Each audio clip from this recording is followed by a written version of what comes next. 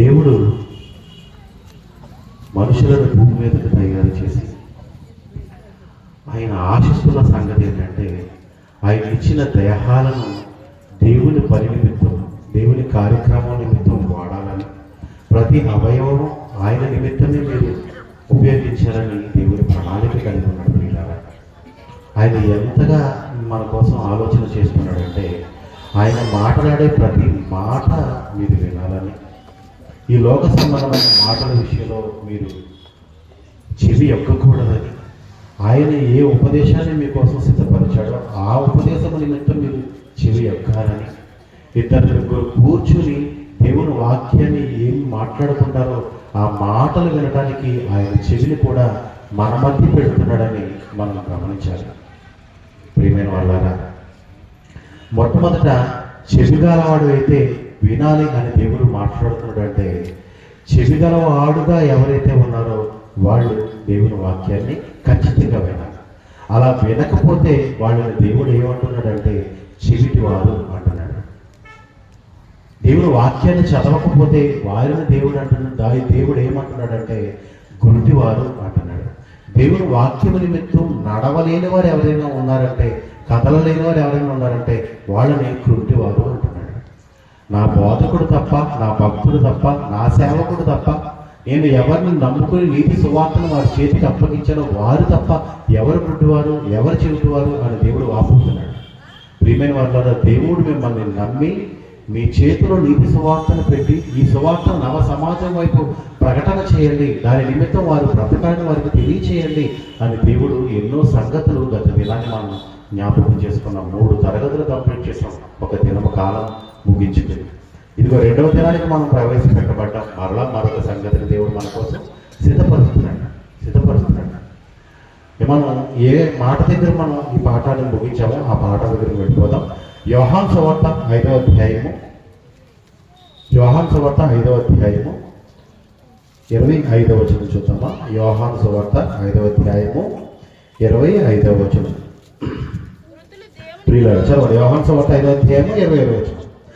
మృతులు దేవుని కుమారుని శబ్దము విను గడియ వచ్చుతున్నది, ఇప్పుడే వచ్చి ఉన్నది, దానిని వినివారు జీవితులని మీతో నిశ్చయముగా చెప్పుచున్నాను. చూడండి, మృతులు దేవుని కుమారుని శబ్దము విను గడియ వచ్చుతున్నది. ఎప్పుడు వచ్చిందంటే ఇంచుమించు 2000 సంవత్సరాల క్రితం యేసుక్రీస్తు బ్రతికుండగా ఆయన మాట్లాడుతున్న మాట ఏమిటంటే మృతులుగా మీరు మారిపోయారు. ఎందుకంటే దేవుని మాటలు మీ హృదయంలోనికి వెళ్ళలేదు, దేవుని మాటలు చెవుల ద్వారా మీరు మీ శరీరంలోనికి తెచ్చుకోలేదు, ఆ శరీరాలను దేవుడి నిమిత్తం వాడలేదు. కాబట్టి మీరు మృతులుగా నాకు కనిపిస్తున్నారు అన్నాడు దేవుడు. మీరు మృతులుగా నాకు కనిపిస్తున్నాడు, మీరు చెవిటి వారిగా నాకు కనిపిస్తున్నారు, మీరు గుడ్డి వారిగా నాకు కనిపిస్తున్నారు. దాని అర్థం ఏంటంటే దేవుని వాక్యము విననివాడు చెవిటివాడైతే, దేవుని వాక్యం చూడని వాడు గుడ్డివాడైతే, దేవుని వాక్యం నిమిత్తం తమ శరీరాలను వాడని వాడు మృతుడు అంటున్నాడు దేవుడు. ఆ మృతులతో యేసుక్రీస్తు మాట్లాడుతాడు. మృతులు దేవుని కుమారుని శబ్దము విను గడియ వచ్చుతున్నది అన్నట్టు చూడండి. ఆ సమయం అప్పుడే వచ్చింది. ఇప్పటికీ ఎంత కాలం అయిపోయింది చూడండి, ఎన్ని వేల సంవత్సరాలు అయిపోయింది చూడండి. ఇప్పటికీ మృతులకు దేవుడు కుమారుని యొక్క శబ్దాన్ని వినిపించడానికి ఎల్లప్పుడూ సిద్ధమై ఉన్నాడు. ఆ కుమారు యొక్క శబ్దాన్ని వినటం ఈ మనుషులు నేర్చుకున్నారా?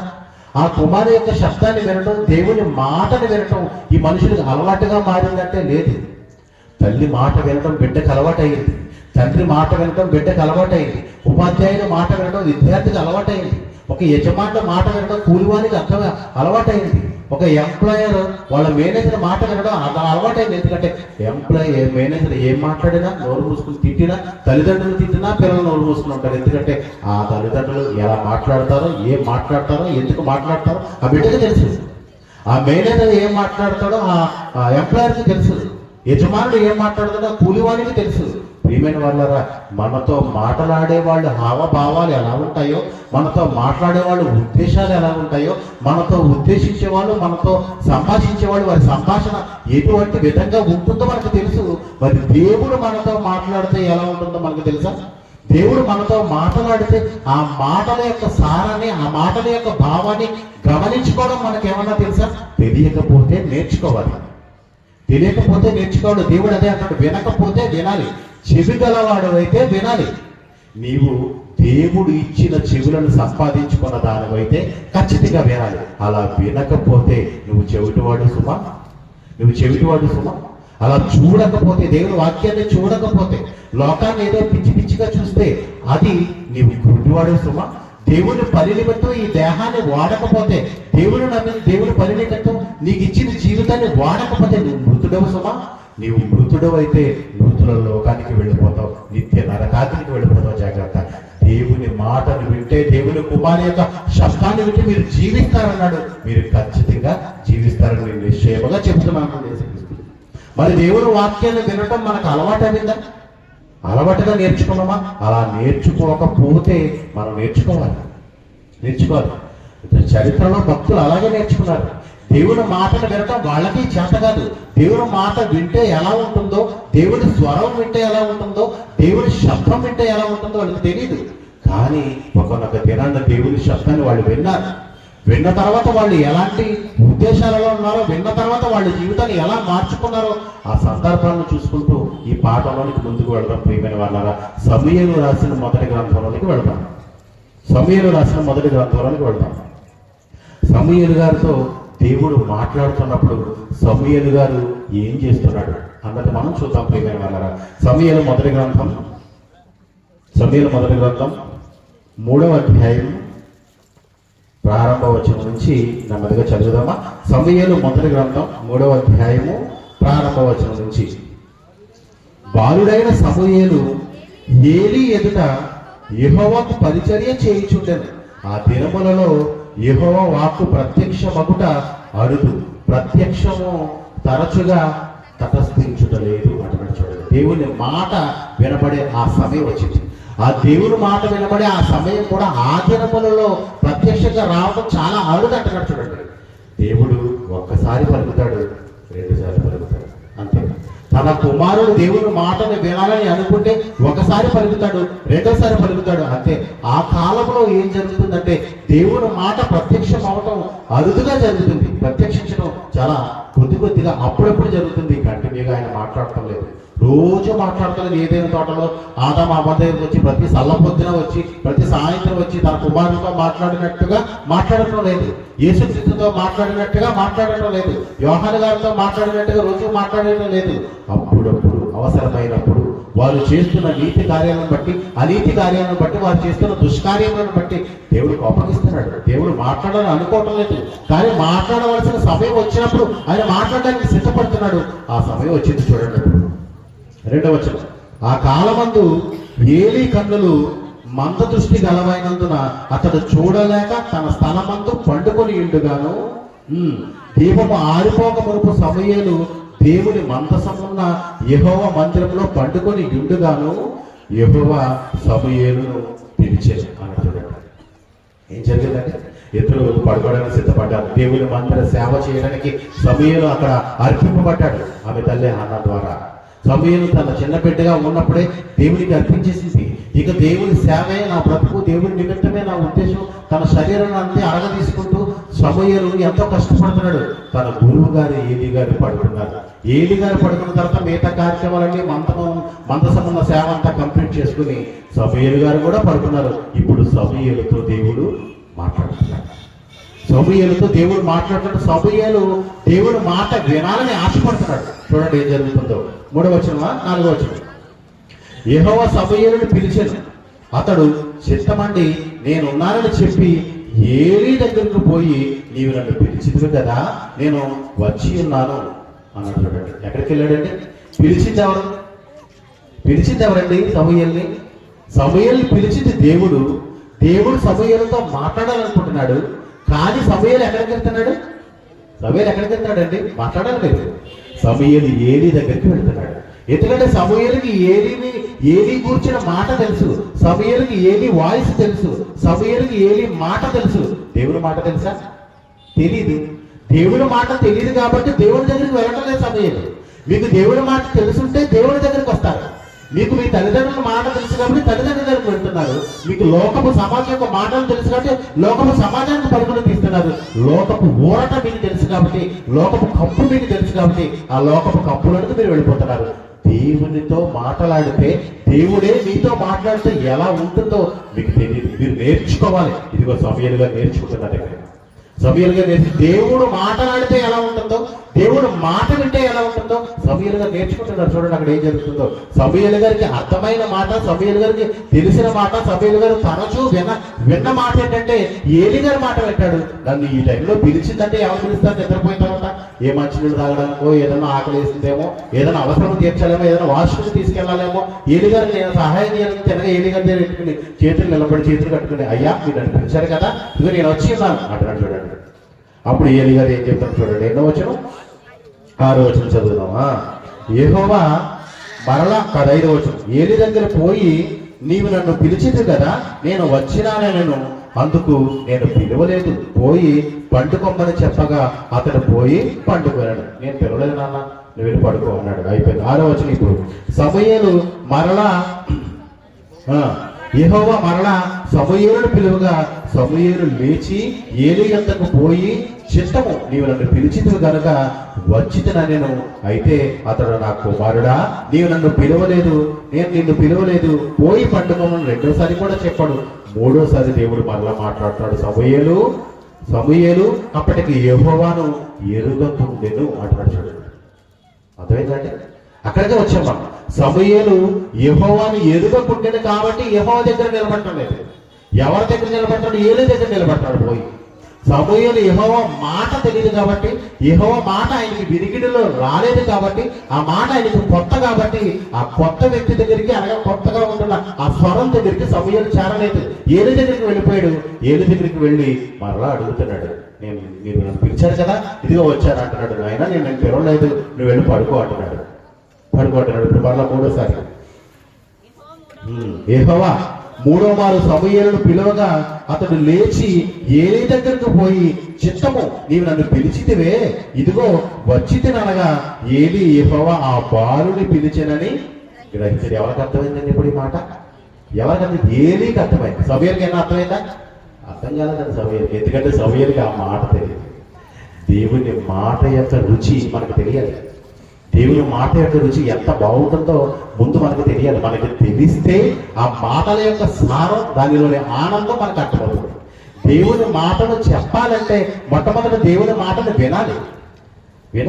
ప్రియమైన వాళ్ళారా, నువ్వు వినడానికి సిద్ధపడితే, వినగల చెవులను నువ్వు సంపాదించుకోగలిగితే దేవుడు ఎంతో మహా జ్ఞాన సంగతులను మీకు వినిపించడానికి ఎల్లప్పుడూ సిద్ధంగా ఉన్నాడు. తర్వాత ఎన్నో వచనం? 9వ వచనం. నీవు పోయి పండుకొమ్మని ఎవరైనా నిన్ను పిలిచిన ఎడల యెహోవా నీ దాసుడు ఆలకించుచున్నాడు, ఆజ్ఞనిమ్మని చెప్పుమని సమూయేలుతో అనగా సమూయేలు పోయి తన స్థలమందు పండుకొనేను. ఇప్పుడు దేవుడు నిజంగా 4వసారి మాట్లాడాడు. అప్పుడు ఏమన్నాడు తెలుసా? యెహోవా నీ దాసుడు ఆలకించుచున్నాడు, నీవు ఆజ్ఞిమ్ము అని అడిగాడంటే అప్పుడు సమూయేలుతో దేవుడు మాట్లాడాడు. యెహోవా నీ దాసుడు ఆలకించుచున్నాడు అని సమూయేలు మాట్లాడినట్టుగా తండ్రి నీ కుమారుడు ఆలకించడానికి సిద్ధంగా ఉన్నాడు, ఒక్కసారి మాట్లాడు అని అడగండి. మీరు దేవుణ్ణి మీతో మాట్లాడకపోతే అడగండి. ప్రియమైన వాళ్ళారా, ఆయన మీతో మాట్లాడడానికి ఎంత ఆశపడుతున్నాడో, మీరు వింటే మీతో మాట్లాడడానికి ఎంత ప్రయాసపడుతున్నాడో మీరంటే చాలా ఇష్టం ఆయనకి. అందుకే ఆయన మీతో మాట్లాడడం చాలా ఆనందంగా ఉన్నాడు. సమూయేలు ఒక్కసారి దేవునితో ఏమన్నాడు తెలుసా? నీ దాసుడు ఆలకించుచున్నాడు, సెలవిమ్ము అన్నాడు. అప్పుడు సమూయేలుతో దేవుడు మాట్లాడాడు.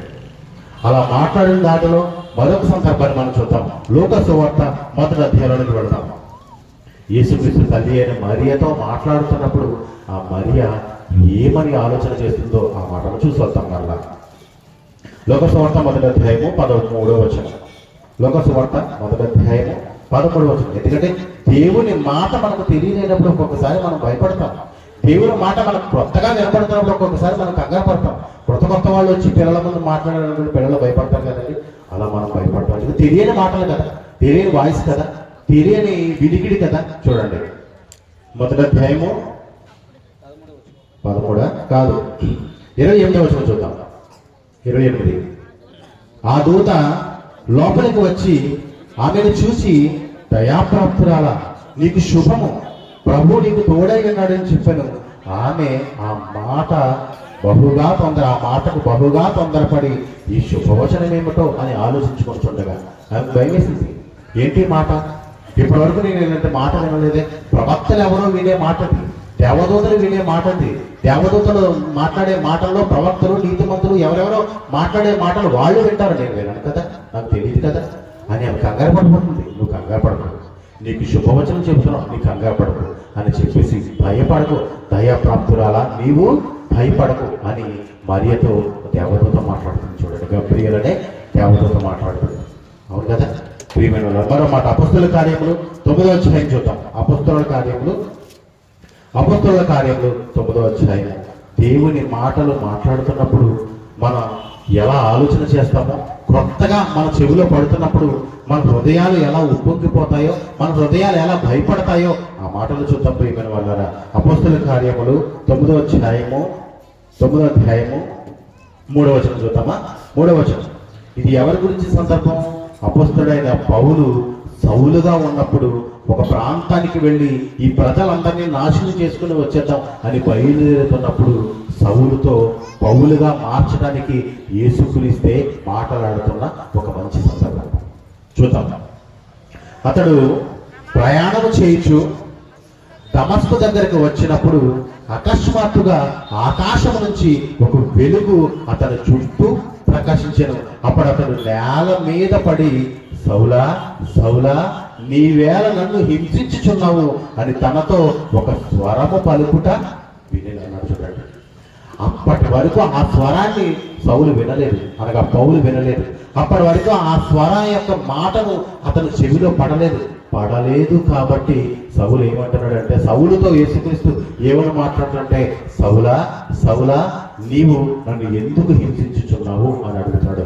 అప్పుడు సౌలు ఏమని మాట్లాడుతున్నాడు చూడండి.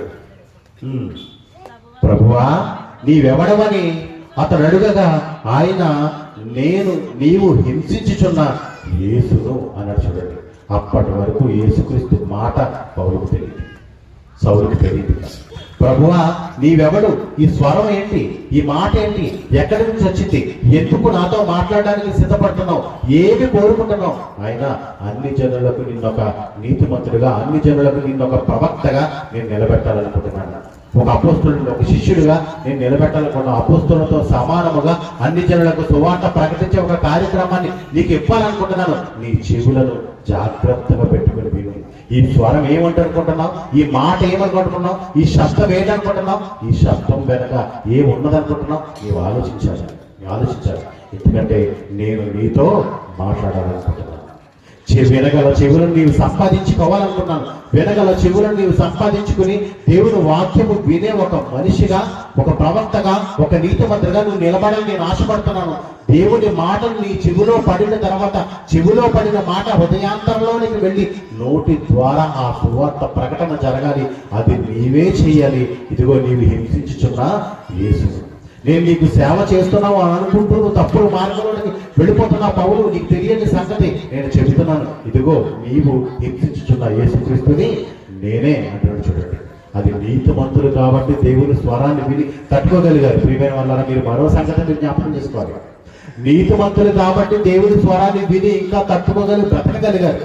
అనీతిమంతులు ఒకవేళ అనూత్యమంతులతో దేవుడు మాట్లాడాలనుకోండి, ఆ స్వరాన్ని విని నిలబడే శక్తి కూడా కోల్పోతారు. తెలుసా ప్రియమైన వల్ల దేవుడు ఒక అనీతిమంతులతో, అనగా దేవుడికి విరోధంగా బ్రతికే వారితో దేవుడు మాట్లాడి వీడి సంగతి ఎంతో చేసేద్దాం, వీడి తూకం తీసేద్దాం, ఇంకా వీడిని తూకం వేసి వీడి కాట మీద వేసి వీడి లెక్క చేసేద్దాం అని దేవుడు అనుకున్నాడు అనుకోండి. ఒకవేళ దేవుడు మాట్లాడనుకోండి, ఆ మాట చూసినా, ఆ మాట వినినా మనం గడగడ ఆడిపోతాం. తెలుసా?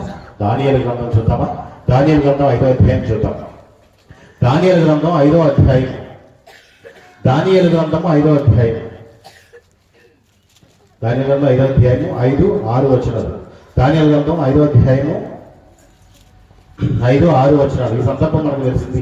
రాజుకు బెల్షస్సరు 3వ వచనం చూద్దాం. 3వ వచనం నుంచి, అందుకు వారు యెరూషలేములోని దేవుని నివాసముకు ఆలయములో నుండి తీసుకున్న సువర్ణోపకరణములను తెచ్చి ఉండగా రాజును, అతని అధిపతులను, అతని రాణులను, అతని ఉపపత్నులను వాటిలో ద్రాక్షరసము పోసి తాగిరంటాడు.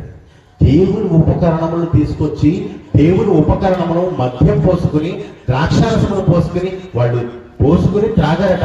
ఇక దేవునికి ఎంత కోపం వచ్చింది చూడండి. దేవునికి ఎంత కోపం వచ్చింది చూడండి. 4వ వచనం, వారు బంగారు, వెండి, ఇత్తడి, ఇనుము, కర్ర, రాయి అను వాటితో చేసిన దేవతలను స్తుతించుచు ద్రాక్షరసము తాగుచుండగా ఆ గడియలోనే మానవ హస్తము వ్రేళ్లు కనబడి దీపము దగ్గర రాజు యొక్క నగర గోడ పూత మీద ఏదో ఒక వ్రాత వ్రాయిచున్నట్టుండెను. రాజు ఆ హస్తము వ్రాయుట చూడగా అతని ముఖము వికారమాయెను.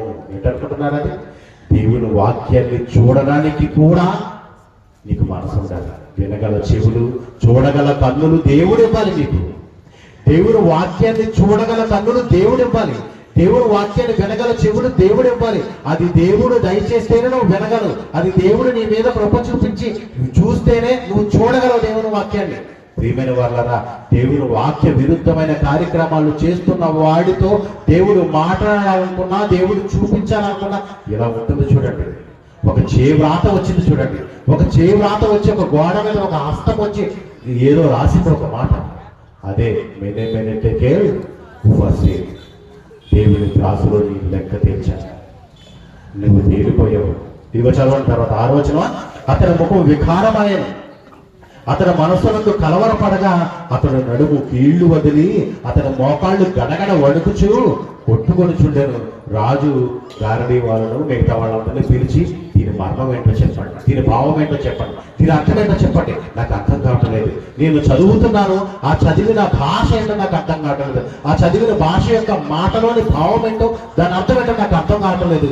జ్ఞానులు ఎవరైతే ఉన్నారో, తత్వవేత్తలు ఎవరైతే ఉన్నారో, శాస్త్రవేత్తలు ఎవరైతే ఉన్నారో, కారణివాడు ఎవరైతే ఉన్నాడో, ఎవరైతే ఉన్నారో ఈ రాజ్యంలో ప్రతి ఒక్కరు వచ్చి దీని యొక్క భావాన్ని చెప్పండి అని మాట్లాడతారు. ఎవరు మాట్లాడలేదు.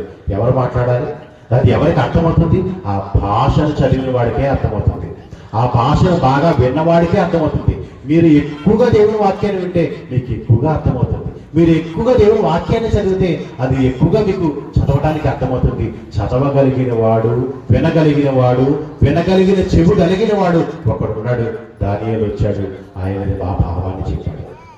ఆ మాటను చూసి తన కాళ్ళు వదిలిపోయింది చూడండి. కీళ్ళు, నరాలు వదిలిపోయాయి, కాళ్ళలో ఒంట్లో సత్తు వదిలిపోయింది, మోకాళ్ళు పడిపోయాడు అంటాడు చూడండి. మోకాళ్ళు పడిపోయాడంట. ప్రియమైన వాళ్ళరా, దేవుని మాట వినాలంటే కూడా మనకి అదృష్టం ఉండాలి. అవును, ఆయన స్వరాన్ని మనం ఎప్పుడు జ్ఞాపకాల్లో ఉంచుకోవాలి. ఆయన స్వరం ఎప్పుడు మన హృదయంలో జాగ్రత్తగా పెట్టుకోవాలి. మన పిల్లల స్వరాన్ని వినడానికి మనం ఎంత ఆశపడతామో, మన పిల్లలు మన మాటలు విని వెంటనే మనల్ని ఎలా గుర్తుపడతారో, యేసుక్రీస్తు యొక్క స్వరాన్ని, దేవుని యొక్క స్వరాన్ని మనం విని అంతగా ఆనందపడాలి. ఆయన స్వరాన్ని వినటంలో మనం తప్పు త్రోవలు కానీ తప్పటడుగులు కానీ వేయకూడదండి, వేయకూడదు. యేసుక్రీస్తు శిలువ మరణం వేసిన తర్వాత, సమాధిలో నుంచి పునరుత్థానుడై లేచిన తర్వాత ఒక మంచి సందర్భం జరిగిందండి. యోహాను సువార్త 20వ అధ్యాయంలోనికి వెళదాం. యోహాను సువార్త 20వ అధ్యాయం 14వ వచనం. యోహాను సువార్త 20వ అధ్యాయము 14వ వచనం నుంచి. యోహాను సువార్త 20వ అధ్యాయము 14వ వచనం నుంచి. ఆమె ఈ మాట చెప్పి వెనుక తట్టు తిరిగి యేసు నిలిచి ఉండట చూచెను, కానీ ఆయన యేసు అని గుర్తుపట్టలేదు. ఎవరనుకుంటున్నారు? మరియా వచ్చింది. మగ్దలేని మరియా వచ్చింది. మగ్దలేని మరియా యేసుక్రీస్తు సమాధి వద్దకు వచ్చింది. యేసుక్రీస్తు సమాధి వద్ద నిలబడింది. అక్కడ నిలబడినది యేసుక్రీస్తు. ఆయన్ని చూసింది, కానీ యేసుక్రీస్తు ఆమె అని ఆమె గుర్తుపట్టలేదు. ఎలా గుర్తుపట్టింది మరి చూడండి. గుర్తుపట్టలేదు. యేసు, అమ్మా ఎందుకు ఏడ్చుచున్నావు, ఎవరిని వెతుకుచున్నావు అని ఆమెను అడగగా ఆమె తోటమారి అనుకుని, అయ్యా నీవు ఆయనను మోసుకొని పోయిన ఎడల ఆయనను ఎక్కడ ఉంచితవో నాతో చెప్పుము, నేను ఆయనను ఎత్తుకుని పోదని చెప్పాను. యేసు ఆమెను చూసి మరియా అని పిలిచాడండి. ఏమన్నాడండి? యేసు ఆమెను పిలిచి మరియా అని పిలిచాను. ఆమె ఆయన వైపు తిరిగి ఆయనను హెబ్రీ భాషలో రబ్బూని అని పిలిచింది చూడండి. నా బోధకుడా అని అర్థం. ప్రియమైన వాళ్ళరా, మరియా అని పిలవగానే వెనక్కి తిరిగి రబ్బూని అని ఎంత ఆశగా పిలిచిందో చూడాలి. ఎందుకంటే ఆ స్వరం ఆయనకి తెలుసు. నన్ను మరియా అని పిలిచాడంటే ఇలాంటి పిలుపు పిలిచేది యేసుక్రీస్తు మాత్రమే, నా బాధకుడు మాత్రమే, నా రబ్బూని మాత్రమే. రబ్బూని నన్ను మరియా అని పిలిచాడంటే ఇలాంటి పిలుపు పిలిచేది యేసుక్రీస్తు. ఆ స్వరం నా హృదయాలలో ఉంది, ఆ స్వరం నా చెవులలో పడింది, ఆ శబ్దం నా చెవులలో పడింది. యేసుక్రీస్తు స్వరం మన చెవులో పడేటప్పటికి నిన్ను పిలిచింది యేసుక్రీస్తు నువ్వు గమనించుకోవాలి. అలా గమనించకపోతే నువ్వు నష్టాలను గడిపోతావు. ఎందుకంటే మృతులు దేవుని కుమారుని శబ్దము వీళ్ళు గడియ వచ్చుచున్నాడు. ఆ శబ్దం ఎక్కడ వరకు వినాలో తెలుసా? ఎప్పటి వరకు వినాలో తెలుసా? నీవు నిద్రలో విన్నా సరే ఇది యేసుక్రీస్తు స్వరం అని ఖచ్చితంగా తెలియాలి. నీవు మరణంలో ఉన్నా సరే, మరణపు అంచుల్లో ఉన్నా సరే ఇది యేసుక్రీస్తు స్వరం అని మీకు తెలియాలండి. అలా తెలియకపోతే యేసుక్రీస్తు మీ యొద్ద నుంచి వెళ్ళిపోతాడు. యేసుక్రీస్తు కొంత సమయం మీకు ఇస్తాడు. ఆయన స్వరాన్ని మీకు నిరూపించడానికి మీకు ఒక సమయాన్ని ఇస్తాడు. ఆ సమయంలో నువ్వు గమనించి ఇది యేసుక్రీస్తు అని తెలుసుకున్నావా, యేసుక్రీస్తు నీకు నిత్య జీవాన్ని ఇస్తాడు. అలా గమనించని వారు కూడా ఉన్నారు చూడండి. ఆ మరియా, మగ్దలేని మరియా యేసుక్రీస్తుని గమనించి రబ్బూని, బాధకుడా అని చెప్పేసి ఎంత కంగారు పడి యేసుక్రీస్తుని గమనించిందండి, యేసుక్రీస్తుని గుర్తుపెట్టుకుందండి. ఎందుకంటే యేసుక్రీస్తు స్వరం ఆమెకు మరలా వినిపిస్తుంది. యేసుక్రీస్తు స్వరం ద్వారా మరియా అని పిలిచాడంటే ఆయన అద్భుతమైన మాట. ఆయన తప్ప ఎవ్వరు నన్ను పిలవరు తెలుసు, ఆయనకు తెలుసు, ఆమెకు తెలుసు. మరో మంచి సందర్భాన్ని చూద్దాం. లూకా సువార్త. యేసుక్రీస్తు స్వరాన్ని విని కూడా గ్రహించని ఇతర వ్యక్తులు మనం చూద్దాం. లూకా సువార్త 24వ అధ్యాయము. లూకా సువార్త 24వ అధ్యాయము. లూకా సువార్త 24వ అధ్యాయంలో చూద్దాం. లూకా సువార్త 24వ అధ్యాయము 22వ వచనం చూద్దామా? లూకా సువార్త 24వ అధ్యాయము 22వ వచనం. లూకా సువార్త 24వ అధ్యాయము 22వ వచనం. ఈ సందర్భం ఏంటంటే, ఎమ్మాయి అనే ఒక పట్టణంలో ఇద్దరు వ్యక్తులు మాట్లాడుకుంటూ వెళ్తున్నారు. దేనికోసం మాట్లాడుకుంటున్నారు? యేసుక్రీస్తు శిలువ మరణ పునరుత్థానాల కోసం వాళ్ళు మాట్లాడుకుంటున్నారు. యేసుక్రీస్తు శిలువ మరణ పునరుత్థానాల కోసం వాళ్ళిద్దరూ మాట్లాడుకుంటూ ఎమ్మాయి అనే ఒక పట్టణం నుంచి వాళ్ళు ప్రయాణ మార్గంలో వెళుతుంటే వీరు మాట్లాడుకుంటున్న మాట యేసుక్రీస్తు విన్నాడు.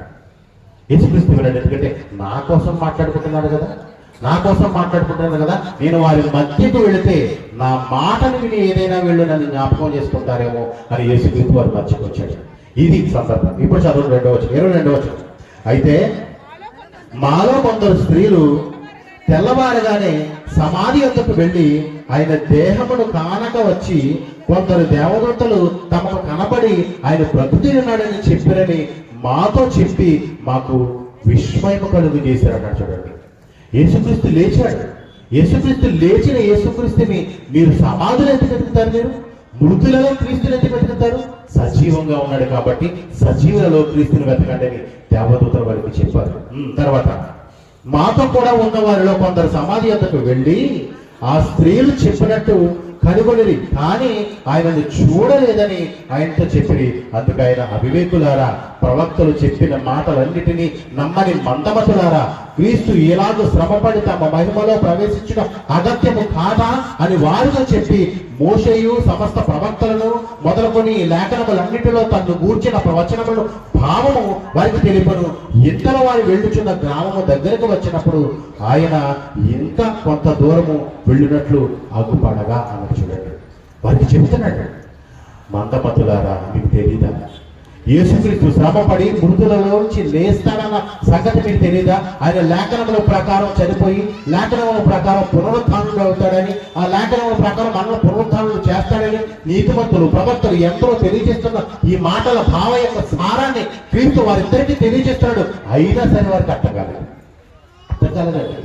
ఇక వారు వెళ్ళవలసిన గ్రామం దగ్గరకు వచ్చింది. ఆ గ్రామం దగ్గరికి వచ్చేటప్పటికి మరి కొంత దూరం వెళ్ళేటప్పటికి ఇంతకాలం మాతో వచ్చావు కదా, ఇక్కడ వరకు మాతో వచ్చావు కదా, మాతో ఉండు అని చెప్పేసి యేసుక్రీస్తుని అడుగుతున్నారు. అప్పుడు యేసుక్రీస్తు సందర్భం చూద్దాం. ఇంతలో వారు వెళ్ళుచున్న గ్రామం దగ్గరకు వచ్చినప్పుడు ఆయన ఇంకా కొంత దూరం వెళ్ళినట్లు అగుపడగా వారు సాయంకాలం కావచ్చినది, పొద్దు గుంకినది, మాతో కూడా ఉండమని చెప్పి ఆయనను బలవంతము చేసేది. కనుక ఆయన వారితో కూడా ఉండుటకు లోపలికి వెళ్ళాను. ఆయన వారితో భోజనమునకు కూర్చున్నప్పుడు ఒక రొట్టె పట్టుకుని స్తోత్రము చేసి దాన్ని విరిచి వారికి పంచి పెట్టగా వారి కన్నులు తెరవబడి ఆయనను గుర్తుపట్టివి. అంతటా ఆయన వారికి అదృశ్యుడాయను అన్నాడు. చూడండి, అంతటా ఆయన వారికి అదృశ్యుడైన తర్వాత అప్పుడు వారు ఆయన త్రోవలో మనతో మాట్లాడుచు లేఖనములను మనకు బోధపరుచుచున్నప్పుడు మన హృదయము మనలో మండుచుండలేదా అని ఒకడితో ఒకడు చెప్పుకుని. ఎప్పుడు చెప్తున్నారంటే యేసుక్రీస్తు వారి దగ్గర ఉన్నప్పుడే చెప్పుకోవాలి కదండి. యేసుక్రీస్తు వారి దగ్గర ఉన్నప్పుడు వారు గమనించుకోవాలి కదండి. యేసుక్రీస్తు స్వరం వారికి వినిపిస్తున్నప్పుడు వారు గమనించుకోవాలి కదండి.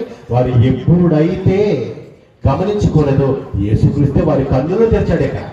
ఇక మీరు గమనించుకునే ఆలోచన హృదయం కూడా మీకు లేదు, వినగల చెవి కూడా మీకు లేదు, చూడగల కన్ను కూడా మీకు లేదు. వినగల చెవి నీకుంటే ఆ దేవుని వాక్యాన్ని, ఈ లేఖనములను, ప్రవచనములను నేను ప్రతి అవసరాన్ని నెరవేర్చాను. నెరవేర్పు ప్రకారం క్రీస్తు శిలువ పునరుత్థానాలను నేను కంప్లీట్ చేశాను, పరిపూర్ణం చేశాను. ఇదిగో నేను పునరుత్థానుడై మీ మధ్యకు వచ్చాను అన్న సంగతిని మీరు గమనించుకోలేదు. మీకు చెబుతున్నా మీకు వినపడటం లేదు.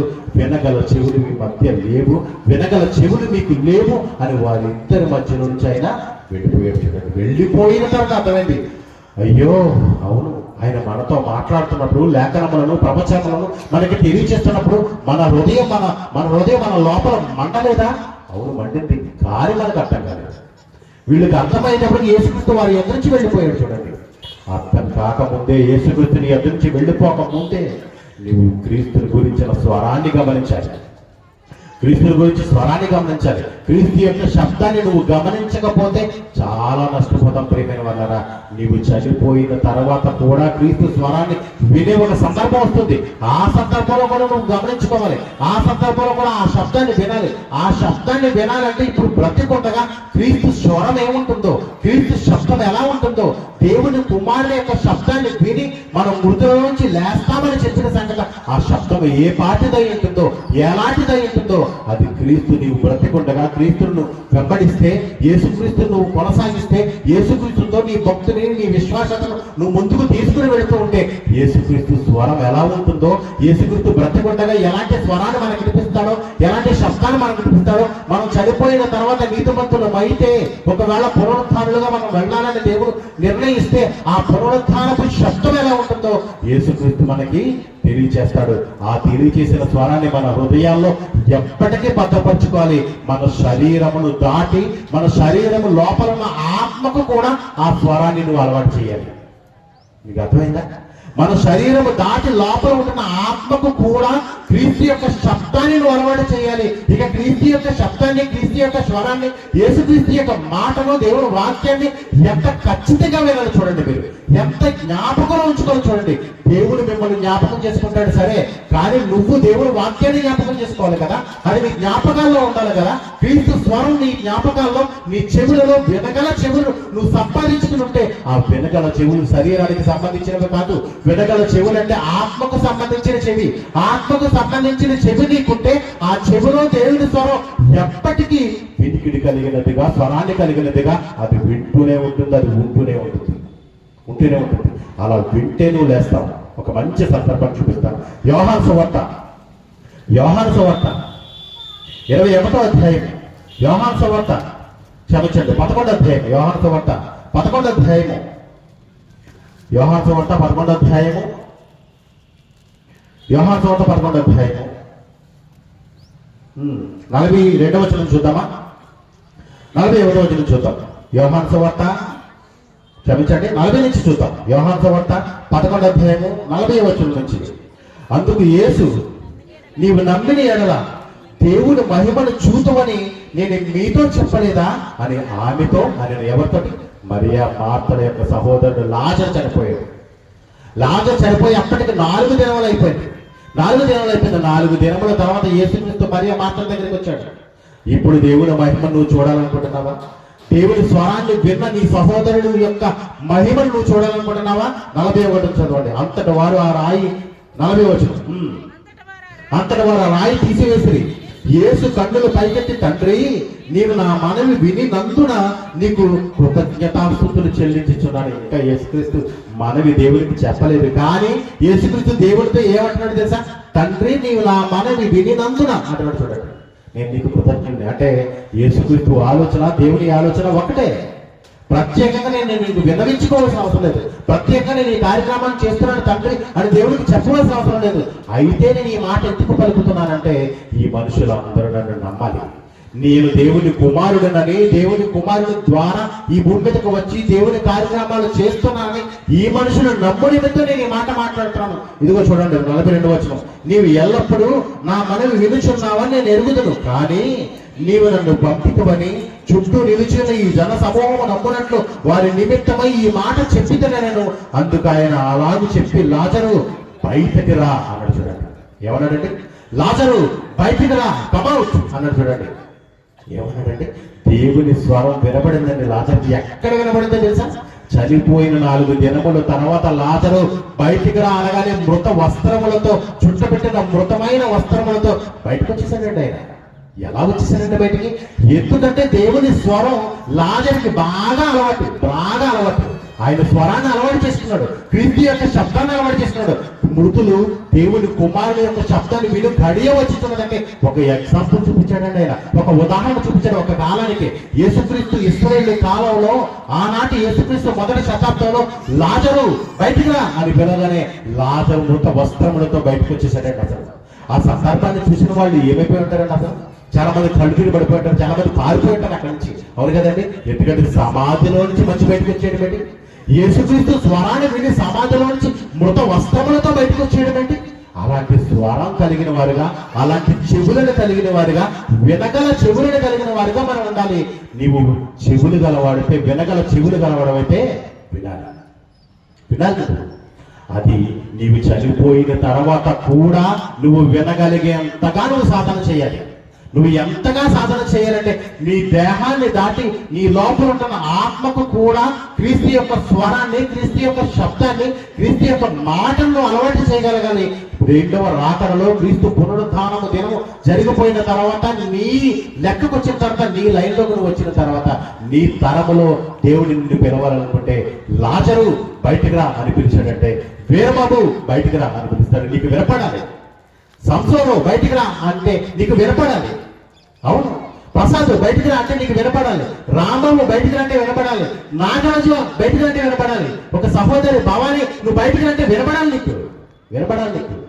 ఎవరి పేరుని బట్టి దేవుడు పిలుస్తాడో, దేవుడు పిలిచిన ఆ పిలుపు నీ చెవులలోనికి వస్తే తప్ప నువ్వు బయటికి రాలేవు. నువ్వు బయటకు వస్తేనే బ్రతికినట్టు. బయటికి రాలేదా, ఆ స్వరం నీ వినికిడిలోనికి రాలేదా, ఆ స్వరం వినగల చెవులలోనికి వెళ్ళలేదా, నువ్వు నష్టపోతావు.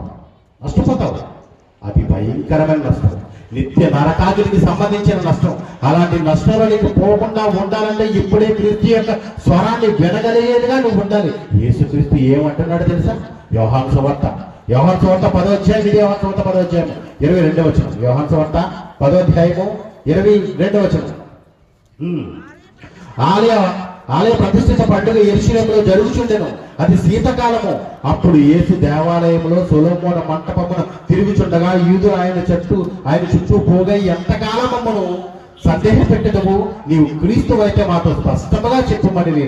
అందుకు యేసు, మీతో చెప్పితిని, కానీ మీరు నమ్మరు. ఎందుకంటే వినగల చెవులు మీకు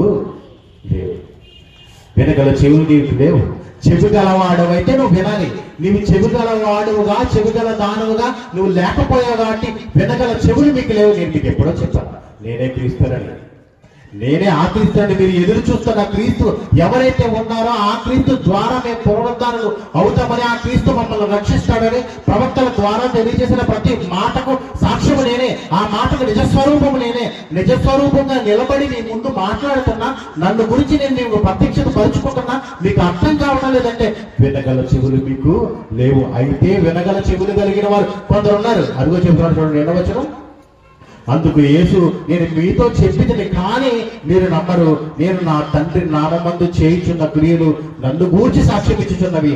అయితే మీరు నా గొర్రెలలో చేరిన వారు కారు, కనుక మీరు నమ్మరు. నా గొర్రెలైతే ఏం చేస్తాయి? నా స్వరాన్ని వింటాయి. అవి నా గొర్రెలైతే నా స్వరాన్ని వింటాయి, ఖచ్చితంగా వింటాయి. అది ఎంతటి పరిస్థితుల్లోనైనా సరే, ఎక్కడున్నా సరే, పాతాళ లోకంలో ఉన్నా సరే, పరలోక అంచుల్లో ఉన్నా సరే, భూమిలో ఉన్నా సరే, భూమి క్రింద ఉన్నా సరే, ఎక్కడున్నా సరే, నా గొర్రెలు నా స్వరాన్ని వింటాయి. చూడండి ఏమన్నాడు, నా గొర్రెలు నా స్వరము వినును, నేను వాటిని ఎరుగుదును, అవి నన్ను వెంబడించును, నేను వాటిని నిత్య జీవమునిచ్చుచున్నాను, కనుక అవి ఎన్నటికీ నశింపవు, ఎవడును వాటిని నా చేతుల నుంచి అపహసించడు అంటాడు. చూడండి, అపహసింపడు. ఎవడు నా దగ్గర నుంచి గొర్రెను తీసుకుని వెళ్ళిపోయేంత శక్తి గలవాడు ఎవరైనా వస్తాడేమో రమ్మను. ఎవడు కూడా నా గొర్రెను నా చేతుల నుంచి తీసుకెళ్లే బలవంతుడు ఎవడలేడు, నేనే బలవంతుడు. ఎందుకంటే మృతుల్లోంచి లేచిన వాడు నేను, పునరుత్థానుడు నేను నా స్వరము వినగల శక్తి ఎవరు సంపాదించుకుంటారో, నా శబ్దాన్ని వినగల చెవులను ఎవరు సంపాదించుకుంటారో వారికే నా శబ్దం వినబడుతుంది. నా గొర్రెలు నా స్వరాన్ని వింటాయి, నా గొర్రెలు నా స్వరాన్ని వింటాయి. చివరిగా మంచి మాటలు చూద్దాం ప్రియమైన వాళ్ళారా. తెస్సలోనికీయులకు రాసిన మొదటి పత్రిక, తెస్సలోనికీయులకు రాసిన మొదటి పత్రిక 4వ అధ్యాయము, తెస్సలోనికీయులకు రాసిన పత్రిక మొదటి పత్రిక, తెస్సలోనికీయులకు రాసిన మొదటి పత్రిక 4వ అధ్యాయము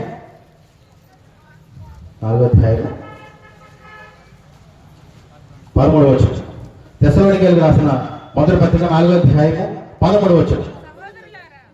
4వ అధ్యాయం 13వ వచనం చదవండి. సహోదరులారా, నిరీక్షణ లేని ఇతరుల వలె మీరు దుఃఖపడకుండా నిమిత్తము నిద్రించుచున్న వారిని గూర్చి మీకు తెలియకుండా మాకు ఇష్టం లేదంటారు. చూడండి, నిద్రించుచున్న వారిని గురించి మీకు తెలియకుండా ఉండటం మాకు ఇష్టం లేదు. ఎవరైనా నిద్రించిన వారు ఆల్రెడీ వినగల చెవులను సంపాదించుకుని నిద్రించుచున్న వారు కొందరు ఉన్నారు. ఎక్కడున్నారు? భూమిలో పాతి పెట్టబడి ఉన్నారు. సముద్రంలో చనిపోతే సముద్రంలో పాతి పెట్టబడి ఉన్నారు. గాలిలో పేరిపోతే గాలిలో పాతి పెట్టబడి ఉన్నారు. వాళ్ళు భద్రం చేయబడి ఉన్నారు. వాళ్ళు నిద్రించుచున్నారు. చనిపోలేదు. వాళ్ళు చనిపోయారు అనుకుంటున్నారా? చనిపోలేదు. వాళ్ళు ఇంకా బ్రతికే ఉన్నారు. ఆ సజీవులతో క్రీస్తు కోసం మాట్లాడుతాడు. చూడండి, నిద్రించుచున్న వారు నిమిత్తము తెలియకుండా నాకు ఇష్టం లేదు. తర్వాత 14, యేసు మృతి పొంది లేచనని, తిరిగి లేచనని మనం నమ్మిన ఎడల అదే ప్రకారము యేసునందు నిద్రించిన వారిని దేవుడు ఆయనతో కూడా వెంట పెట్టుకుని వచ్చును. ప్రభువు మాటను బట్టి మీతో చెప్పినది ఏమనగా, ప్రభువు రాకడ వరకు సజీవులమై నిలిచియుండు మనము నిద్రించిన వారిని కంటే ముందుగా ఆయన సన్నిధిని చేరము అంటారు. చూడండి, నిద్రించుచున్న వారు ముందు లేస్తారు, వారు సన్నిధిని చేరతారు. వారి తర్వాత సజీవులుగా ఉండి చనిపోయిన వారు ఎవరైనా ఉంటే, వినగల చెవులను సంపాదించుకుని చనిపోయిన వారు ఎవరైనా ఆయన రాకడకు వచ్చేటప్పటికి అప్పటికి ఎవరైనా నీతిమంతులుంటే వాళ్ళు నిద్రించిన వారితో కాకుండా వెనకాల లైన్లో నిలబడతారు. ఆ తర్వాత ఆర్భాటముతోనూ ప్రధాన దూత శబ్దముతోనూ దేవుని బూరతోనూ పరలోకం నుంచి ప్రభువు దిగి వచ్చును. క్రీస్తు నందు మృతులైన వారు మొదట లేతరు. ఆ మీదట సజీవమై నిలిచి మనము వారితో కూడా ఏకముగా ప్రభువుని ఎదుర్కొనటకు ఆకాశ మండలమునకు మేఘముల మీద కొనుపోబడినము కాగా మనము సదాకాలము ప్రభువుతో కూడా ఉంటుము అంటారు. చూడండి, ఎలా వస్తుందంటే ఆయన శబ్దం ఎలా వినబడుతుంది తెలుసా? మహా ఆర్భాటముతోనూ ప్రధాన దూత శబ్దముతోనూ. చూసారండి, ఆయన స్వరం మనకు వినపడుతుంది. ఎప్పుడు వినపడుతుంది తెలుసా? యేసుక్రీస్తు రెండో రాకడ జరిగేటప్పటికి ఆయన స్వరం ఎలా వినపడుతుందంటే, ఏదో చిన్నగా పిలిచేశాడు, గంగాధర్ ఎలాగొచ్చాయి, సతీష్ ఎలాగొచ్చాయి అని పిల్లడండి. ఆయన స్వరం ఎక్కడ ప్రారంభమవుతుంది తెలుసా? పరలోకంలో నుంచి ఆయన బయలుదేరుతున్నప్పుడు ఆయన స్వరాన్ని వినిపిస్తాడు. ఆ స్వరం ఎక్కడ వరకు వెళుతుందో తెలుసా? భూమిని దాటుతుంది, భూమి లోపలికి వెళుతుంది, పాతాళం లోపలికి వెళుతుంది. పాతాళపు అంచుల్లో కూడా ఎవడున్నా సరే ఆయన స్వరం ఖచ్చితంగా వినపడాలి. అది వినపడడానికి ఏం జరుగుతుందంటే, ఆర్భాటముతోనూ ప్రధాన దూత శబ్దముతోనూ దేవుని పోరుతోనూ పరలోకంలో నుంచి ప్రభువు వచ్చుతున్నాడు. ఎన్ని శబ్దాలు ఉన్నాయి చూడండి. ఆర్భాటంతో ఆయన బయటకు వస్తాడు, ప్రధాన దూత యొక్క శబ్దంతో వస్తాడు, ఇంకా వినపడకపోతే దేవుని బోరతో బయటకు వస్తాడు, క్రీస్తు శబ్దాన్ని చేసుకుంటూ వస్తాడు. నా కుమారుడా బయటికి లే, నా కుమార్తె బయటికి రా అని దేవుడు చెబుతాడు. ఎప్పుడైతే పరలోకంలోంచి స్వరం భూమిని దాటి పాతాళపు అంచుల్లోనికి వెళ్ళిందో, ఆ పాతాళపు అంచుల్లోంచి ప్రతి మృత దేహం మహిమ దేహాన్ని తీసుకుని బయటకు వస్తుంది. ఆకాశ మండలం మీద వాళ్ళందరినీ నిలబెడతారు. ఎవరు వస్తారు తెలుసా? ముందు నిద్రించిన వారు లైన్లోకి వస్తారు. అప్పటికి సజీవులుగా ఉండి చనిపోయిన వారు వెనక వస్తారు. వీరందరూ మనమందరూ ఏకమై మహా సమాజం ఎదుట, మహా మేఘముల మీద, ఆకాశం మీద, మధ్యాకాశం మీద మనం నిలబడతాం. అది దేవుని స్వరాన్ని వినగల చెవులను సంపాదించుకుంటే. చెవి గలవాడు అయితే వినాలి, నువ్వు వినాలి. నువ్వు చెవిగల దానివా, నువ్వు చెవిగల వాడవా అయితే నువ్వు వినాలి. నువ్వు చెవిగల దానవుగా, చెవిగల వాడుగా లేకపోతే ఒక సమూయేలు నేర్చుకున్నట్టుగా నువ్వు నేర్చుకోవాలి, ఒక దావీదు నేర్చుకున్నట్టుగా నువ్వు నేర్చుకోవాలి, ఒక యేసుకేలు నేర్చుకున్నట్టుగా నువ్వు నేర్చుకోవాలి, ఒక అబ్రహాము నేర్చుకున్నట్టుగా, యాకోబు నేర్చుకున్నట్టుగా, నీతిమంతులు, ప్రవక్తలు ఎవరైతే ఉన్నారో వాళ్ళందరూ నేర్చుకున్నట్టుగా నువ్వు నేర్చుకోవాలి. ఎందుకంటే మొట్టమొదటి దేవుని గురించిన స్వరం వాళ్ళకి అలవాటు లేదు, దేవుని గురించిన స్వరం వాళ్ళు నేర్చుకున్నారు. తర్వాత ఎన్నో మహా అద్భుతములు చేశారు. ఒక యెహోషువ దేవుని స్వరాన్ని వినటం నేర్చుకున్నాడు. నేర్చుకున్న తర్వాత ఏం మాట్లాడాడు తెలుసా? సూర్యుడా నువ్వు గిబియంలో నిలబడు, చంద్రుడా నీవు అయ్యంలో నిలబడు. దేవుని స్వరాన్ని విన్న సమూయేలు, యెహోషువ ఏం మాట్లాడంటే ఆకాశ నక్షత్రములను, సూర్య చంద్రులను కదిలింప చేయలేదని ఆపేశాడు. 3.5 సంవత్సరముల పాటు నువ్వు మంచు కొనకూడదని ఏలియా చెప్పిన మాట నిలబడిపోయింది. ఎందుకంటే దేవునితో మాట్లాడిన ఏలియాకి అలవాటు. దేవునితో మాట్లాడిన ఏలియా చెప్పితే దేవుడు ఖచ్చితంగా వింటాడు. ఎందుకంటే నువ్వు దేవుని మాటలు వింటున్నావు కదా, దేవుని స్వరం నువ్వు అలవాటు చేసుకున్నావు కదా. నా కుమారుడు చెప్పాడు ఈ సృష్టిని స్థాపించాలని, నా కుమారుడు చెప్పాడు అగ్నిప్పులు కురిపించేయమంటావా అని అడుగుతారు శిష్యులు. తెలుసా, అగ్నిని కురిపించేయమంటావా తండ్రి అని ప్రభువుని అడుగుతున్నాడు. మీరు కంగారు పడకండి అన్నాడు, మీరు తొందరపడకండి అన్నాడు. అవునండి, అగ్ని కురిపించమంటావా? నాకు నచ్చలేదు. అవును, ఏడే అగ్ని కురిపించలేదా? నేను నీతిమంతుడని అయితే, నేనే ప్రవక్తనైతే నన్ను ప్రవక్తని వీళ్ళు పిలిచారు కదా. అగ్ని కురిపించే తండ్రి అంటే కురిపించేశాడండి, వర్షాన్ని కురిపించేటట్టు కురిపించేశాడండి. 40 రాత్రులు 40 పగళ్ళు సముద్రం మొత్తం ఓరంగా వర్షాన్ని కురిపిస్తుంది. అంతే, దేవుడు వారందరినీ లెక్కలోనికి తీసుకొచ్చాడు. ఆయన స్వరాన్ని విన్నవారు ఎవరైతే ఉన్నారో వాళ్ళందరూ భద్రం చేయబడతారు. ఆయన స్వరాన్ని వినని వారు ఎవరైతే ఉన్నారో వాళ్ళు వ్యక్తి నరకాంతరికి వెళ్ళిపోతారు. భద్రం చేయబడిన ఒక సమయం వచ్చిన తర్వాత ఆయన స్వరాన్ని విని బయటకు వచ్చే సమయం వస్తుంది. మరో మంచి మాట, కొరింథీయులకు రాసిన మొదటి పత్రిక 15వ అధ్యాయము, కొరింథీయులకు రాసిన మొదటి పత్రిక 15వ అధ్యాయము 51వ వచనం. కొరింథీయులకు రాసిన మొదటి పత్రిక 15వ అధ్యాయము 51వ వచనం. కొరింథీయులకు రాసిన మొదటి పత్రిక 15వ అధ్యాయము 51వ వచనం. ఇదిగో నీకు ఒక మర్మము తెప్పించున్నాను, మనమందరము నిద్రించము, కానీ నిమిషములో ఒక రెప్పపాటున కడబూర మ్రోగగానే మనమందరము మార్పు పొందుదుము. కడబూర మ్రోగెను, అప్పుడు మృతులు అక్షయులుగా లేపబడుదురు, మనము మార్పు పొందుము. మరో సంగతి చెప్తాను చూడండి, కడబూర మ్రోగగానే, చిట్ట చివరిగా కడబూర మ్రోగిస్తాడు, చిట్ట చివరిగా కడబోరం మోగిస్తాడు. ఆ కడబోరం మోగగానే మనము ఇప్పుడు ఒకవేళ దేవుడు కడబోరం మోగిస్తే నీతిమంతులుగా ఎవరైతే ఉన్నారో, దేవుని సన్నిధిలోనికి వెళ్ళేవారు లెక్కల్లో ఎవరైతే ఉన్నారో వాళ్ళందరూ ఏం చేస్తారు తెలుసా? జస్ట్ ఇలా మార్పు చెందుతారన్నారు. జస్ట్ ఈ బట్టలు తీసి ఆ బట్టలు ధరించుకుంటారు. ఏంటి? మహిమ శరీరం ధరించుకుంటారు.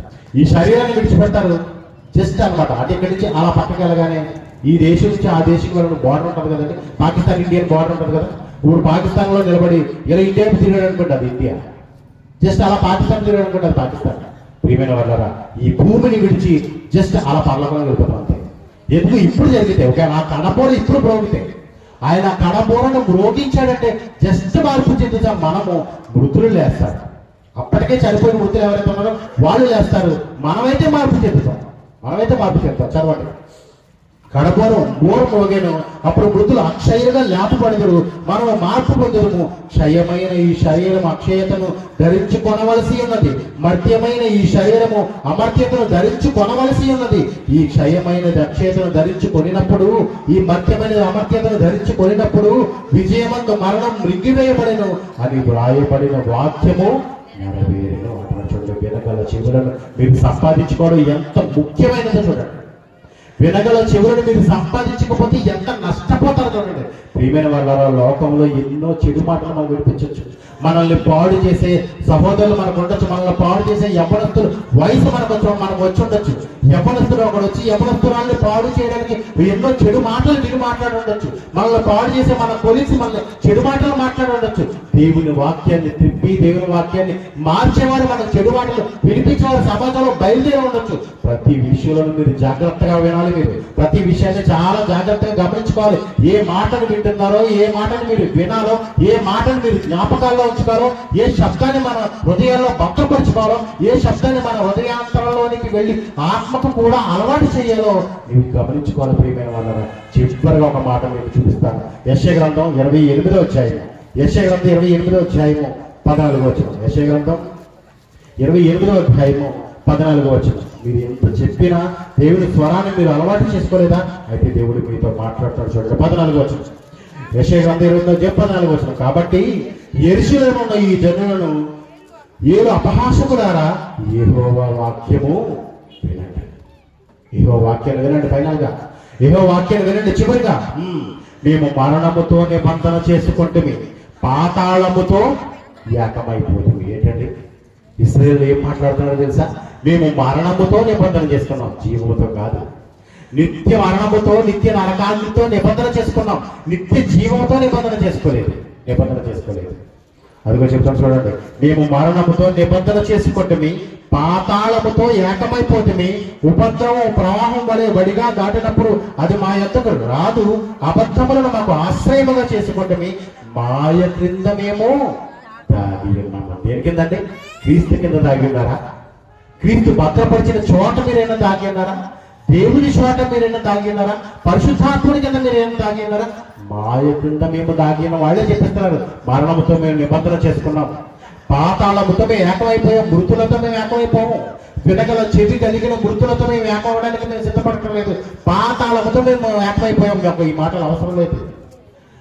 మరణముతో మేము ఏకమైపోయాం, మాకు ఈ మాటలు అవసరం లేదు. చనిపోవడానికి సిద్ధపడిపోయాం, మాకు నిత్య నరకాగ్నే కావాలి, మాకు ఈ మాటలు అవసరం లేదు అని మాట్లాడే వాడితో దేవుడు మాట్లాడతాడు. మీరు నిత్య జీవాన్ని మీరు స్వతంత్రించుకోవాలి. ఉపద్రవ ప్రవాహం వలె వడిగా దాటినప్పుడు అది మా యొద్దకు రాదు. అబద్ధములను మాకు ఆశ్రయముగా చేసుకుంటే మాయ క్రింద దాగి ఉన్నాము అని మీరు చెప్పుకొనుచున్నారే. ప్రభువు యెహోవా ఈలాగు సెలవిచ్చుచున్నాడు. సీయోనులో పునాదిగా రాతిని వేసిన వాడు నేనే. ఆయనే యేసుక్రీస్తును ఒక పునాదిగా వేశాడు. యేసుక్రీస్తు స్వరాన్ని, యేసుక్రీస్తు శబ్దాన్ని వినగల మనసులను, వినగల చెవులను, వినగల హృదయాన్ని, వినగల దేహాన్ని మనం సంపాదించుకోవాలి. ప్రియమైన వాళ్ళరా, మనం ఎప్పటికైనా ఏ విధము చేతనైనా సరే అప్పటికైన పౌలు మాట్లాడినట్టుగా ఏమైనా సరే మనం మృతులలో కనిపించాలి. మృతుల పునరుత్థానంలో మనకు స్థానం సంపాదించాలి. ఎందుకంటే వినగల చెవులను మీరు సంపాదించుకోవాలి. చెవిగలవడం అయితే వినాలి. వింటారా? మంచి నిర్ణయం తీసుకోండి. కళ్ళు మూసుకోండి, ప్రార్థన చేసుకుంటాం. ఈ పరలోకమందున మా తండ్రి, మంచి సంగతులను, మహాజ్ఞాన సంగతులను మీరు మాకు తెలియజేశారు తండ్రి. చెవిగలవడం అయితే వినాలి అని మీరు మాకు చెప్పిన ఈ మాట అద్భుతం తండ్రి. ఏ స్వరాన్ని మేము అలవాటు చేసుకోవాలో, ఏ శబ్దాన్ని మేము అలవాటు చేసుకోవాలో, ఏది వినటం మేము నేర్చుకోవాలో, ఏది వినటం వలన మాకు ఉపయోగము, ఏది వినకపోవడం వల్ల మాకు నష్టము, ప్రతి సంగతిని మీరు మాకు తెలియజేశారు తండ్రి. మాకు ముందు పుట్టిన నీతిమంతులు మాకు ఉదాహరణగా నిలబెట్టి వారు ఎలా నేర్చుకున్నారో, వారు ఎలా సాధన చేశారో, వారు ఎలా ఉన్నతులయ్యారో, వారు ఎలా మృతుల పునరుత్థానంలో స్థానం సంపాదించి మృతులుగా మీ స్వరాన్ని వినడానికి, మీ కుమారుడి స్వరాన్ని వినడానికి సిద్ధంగా ఉన్నారో తండ్రి, మేము కూడా మీ కుమారుని యొక్క స్వరాన్ని వినడానికి సిద్ధమైపోవాలని ఆలోచన చేస్తున్నాం. మీ సహాయం దయచేయండి. చనిపోయేంత వరకు, ఈ దేహాన్ని విడిచిపెట్టేంత వరకు వినగల చెవులు కలిగిన వాడుగా, వినగల చెవులు కలిగిన దానుగా నేను ఉండాలని మేము ఆశపడుతున్నాం తండ్రి. మీ సహాయాన్ని మాకు దయచేయండి. ఈ సహోదరులను ఒక్కసారి జ్ఞాపకం చేసుకుని తండ్రి, వినగల చెవులు కలిగిన వారుగా వారి దేహాలను, వారి జీవితాలను ముగించుకుని చనిపోయిన తర్వాత కూడా వినగల చెవులను సంపాదించుకునేంతగా మీ పట్ల భక్తిని చూపించే గొప్ప హృదయాలను, గొప్ప ఆశతో మేము ఉన్నాం తండ్రి. మీ సహాయం మాకు దయచేయండి. ఈ చిన్న ప్రార్థన మీ ప్రియకుమారుడు, మా రక్షకుడైన యేసుక్రీస్తు నామములో అడిగి వేడుకుంటున్నాను పరమ తండ్రి. ఆమేన్. థాంక్యూ.